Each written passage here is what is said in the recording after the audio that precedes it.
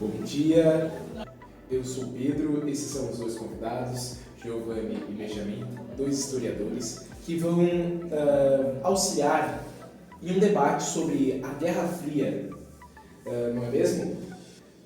Eu gostaria que o Benjamin começasse falando um pouco do lado russo na Guerra Fria. Bom, antes de a gente começar a Guerra Fria, é muito importante a gente analisar a questão do que antecedeu ela, que é justamente o fim da Segunda Guerra Mundial, lá em 1945. Toda a questão da ideia de trocar para o socialismo é por conta de uma vista de que o capitalismo podia estar muito errado, já que em países mais baixos, como por exemplo o leste europeu, que são Polônia, Hungria, Tchecoslováquia, Romênia e Bulgária, eles se aliaram ao URSS justamente porque eles estavam devastados após a guerra. E a Rússia tinha muito mais poder militar, muito mais força política realmente na época.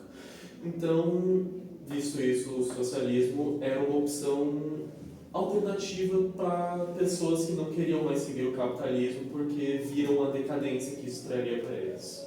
Sim, né? E em contrapartida acabou tendo um Estado gigantesco para contrapor, né, a Rússia, os Estados Unidos. Afinal, eles tiveram um pós-guerra maravilhoso, né? O pós-Segunda Guerra foi maravilhoso para os Estados Unidos. Eles saíram com as suas cidades em paz, tendo o seu único ataque sendo Pearl Harbor. Justamente que eles estavam a longa distância do centro da guerra. Exato, não tinha essa questão. Então, eles já saíram muito ricos por venda de armas, venda de minério, e eles quiseram firmar o capitalismo, que deu um embate muito brusco com o socialismo. Nisso, em 1947, houve o Plano Marshall. De forma bem resumida, seria os Estados Unidos dar dinheiro para países europeus para que eles atingissem uma certa, como é que eu posso te dizer, um equilíbrio econômico, e eles não tenham que se esquivar, se virar para o socialismo.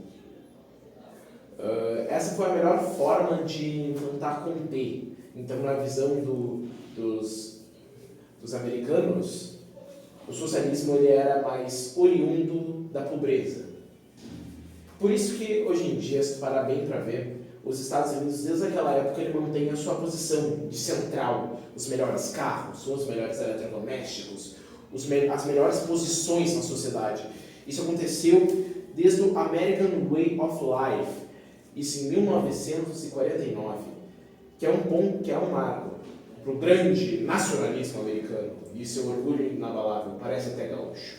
Exatamente. Em contrapartida, né, já os aliados então da União Soviética, principalmente os países ali do leste europeu, onde se iniciou então a expansão, digamos, comunista, né, da União Soviética, deu-se muito então por esses países estarem tremendamente abalados, com as suas economias devastadas, suas cidades, suas indústrias, e como forma de saída, principalmente ali na Polônia, na Tchecoslováquia, países que estavam deste modo, surge a União Soviética com aquele braço amigo, né, aquela mão forte, buscando auxiliá-los então, caso eles se adequassem, entrassem junto do bloco comunista, do bloco socialista, exatamente, então eles teriam seu auxílio a partir da União Soviética e conseguiriam se reconstruir suas economias e reconstruir sua sociedade. Tempo depois, inicia-se então a Guerra Fria. Passado os conflitos de 1945, final da Segunda Guerra Mundial, 1944 e 1945, inicia-se então a Guerra Fria. Movimento ali que partiu desta guerra, já que os lados saíram vencedores e saíram lados muito bem posicionados, com essa grande diversidade de armamento, essa venda generosa de armamentos, na qual eles conseguiram conquistar mercado. Vale ressaltar então, né, que a Segunda Guerra Mundial e o início da Guerra Fria, a Guerra Fria ela nunca teve um conflito armado entre essas duas potências, ou seja, Estados Unidos com o capitalismo e a União Soviética com o socialismo. Sempre foram conflitos em outras localidades, digamos assim, não nos territórios deles. Por exemplo, como a Guerra da Coreia, a Guerra do Vietnã, onde tiveram as forças enviadas. Os Estados Unidos enviou suas forças armadas para lá e a União Soviética em contrapartida também. Com isso, nós tivemos diversos modelos, diversos planos para evitar, tanto de um lado quanto de outro, as suas expansões. Como, por exemplo, nos Estados Unidos, o plano com Truman, a doutrina Truman, que evitava a expansão do comunismo em partes da Europa Ocidental e na América. Socialismo. Então, lá a doutrina Truman, lá nos anos de 1947, voltando lá atrás, estabeleceu uma política que eles denominaram de containment, ou seja, conter a expansão comunista nos países capitalistas. Com isso ficou muito claro lá na Guerra da Coreia entre os anos 1950 e 1953, quando o povo literalmente foi separado em duas bases, a base capitalista e a base socialista.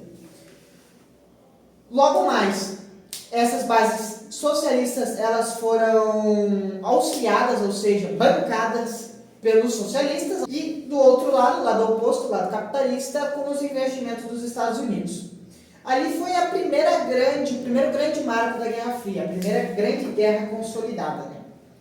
Outro exemplo, logo mais, foi então o bloqueio do Muro de Berlim, com a construção do Muro de Berlim, quando Stalin então decidiu separar ao meio a Alemanha, diversificando ela em duas partes, a parte socialista e a parte capitalista, oriental socialista e ocidental capitalista. Então, isolou a União Soviética do Ocidente, formando então um bloco denominado União das Repúblicas Socialistas Soviéticas.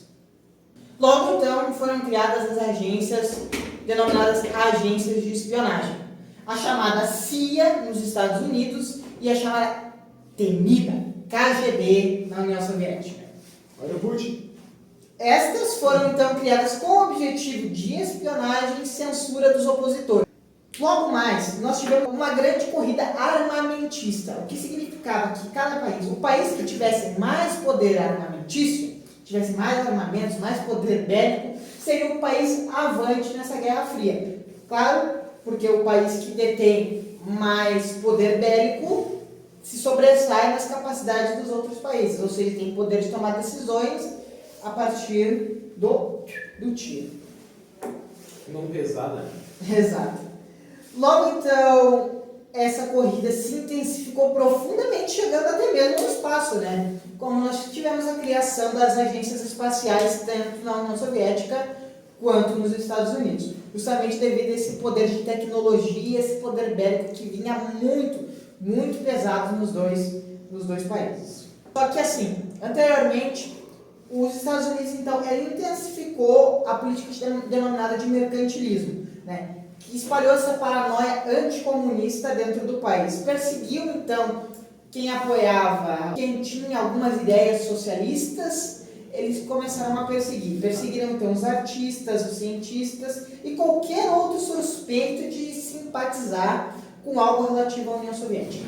Havia, então, conspirações dos mais diversos lados. No lado americano, havia, então, a política denominada de mercantilismo, que espalhava uma ideologia, uma paranoia anticomunista dentro do país, na qual passou então a perseguir os artistas, a perseguir os cientistas ou qualquer outro suspeito de simpatizar com alguma ideologia que fosse da União Soviética, que fosse socialista. Já no bloco soviético também, claro, havia uma muito pesada perseguição aos capitalistas. A corrida armamentista, então, e a corrida espacial foram ali símbolos de desenvolvimento e espionagem pesadas das duas corporações. Essa disputa de quem tivesse mais tecnologia e quem tivesse mais foguetes, mais satélite, demonstraria um maior poder bélico. Essa rivalidade, então, né, chegou ao espaço e até mesmo aos céus. Já lá na década de 1960, nós tivemos, então, a criação, né, dos mais diversos aviões, e aqui eu vou explanar alguns dos mais conhecidos aqui e que foram de maior desenvolvimento tecnológico na época, né, o denominado Concorde, que foi desenvolvido lá numa aliança entre países capitalista, com a França, com o Reino Unido e com os Estados Unidos, que ali vinham submergindo nessa onda capitalista. Então, estes três, eles desenvolveram o que nós chamamos avião supersônico, um avião supersônico de transporte de passageiros, o primeiro a ser construído, que foi denominado Concorde. Pouco tempo depois, a URSS surge com uma resposta ao Concorde criado ali pelos Estados Unidos. Surge então com um chamado Tupolev Tu-44, o que chamaram aqui no Ocidente de Concorde. Concorde Ski, justamente para trazer essa ideia de russo no palavreado, que se baseou muito então na espionagem muito forçada da KGB sobre os Estados Unidos. Esses projetos, que um fazia sobre o outro, foram muito desenvolvidos a partir da espionagem que os dois tinham nos seus países e que ninguém sabia. Ou seja, sabia-se que havia espionagem, mas nunca conseguia se concentrar uma ideia de quem eram os espiões, porque eles eram extremamente profissionais. Claro, né? O Putin, que é explanado que ele era um espião russo, ele tinha passaporte brasileiro, por exemplo. Além disso, né, nós tivemos uma intensiva massa de golpes e de movimentos socialistas e comunistas na América Latina e na América Central. Então, Cuba foi o centro da Revolução Socialista na América Latina, foi o epicentro, onde muito foi influenciada pelas ideologias lá então propostas por Stalin na União Soviética e refletiram aqui. Podemos ali citar, né, o desfecho dos mísseis que houve em Cuba, muito apoiado pela União Soviética. Em contrapartida, então, né, os Estados Unidos eles tomam decisões para evitar, justamente porque Cuba estava muito perto de ilhas que são dos Estados Unidos. E essa pouca distância, né, trazia muito medo aos americanos de ter possíveis ataques bélicos extremamente fortes, até mesmo ataques de bombas nucleares ou outras coisas.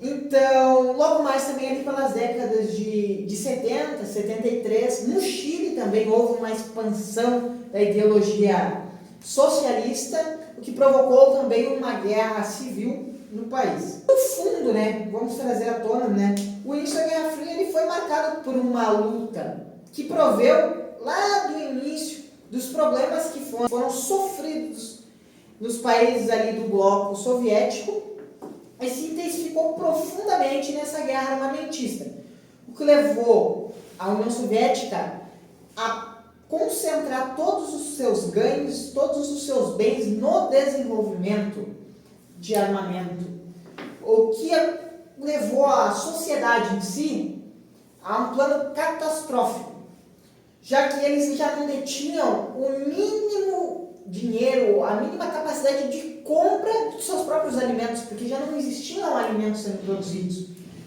A única coisa que os governantes da União Soviética pensavam era no desenvolvimento de armamento bélico para bater contra os Estados Unidos. E por eles serem um bloco que só vendia para eles mesmos e concentrava toda essa riqueza em si mesmo, eles não tinham um desenvolvimento tecnológico avançado em outras partes, digamos, para o bem da população. Se concentrava tudo, já que eram estatais, para o bem do país.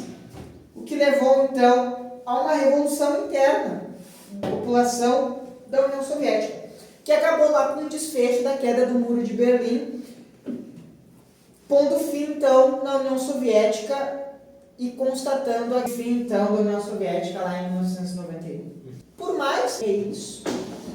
Eu agradeço a presença dos seus convidados. Muito obrigado por compartilhar esse conhecimento. Não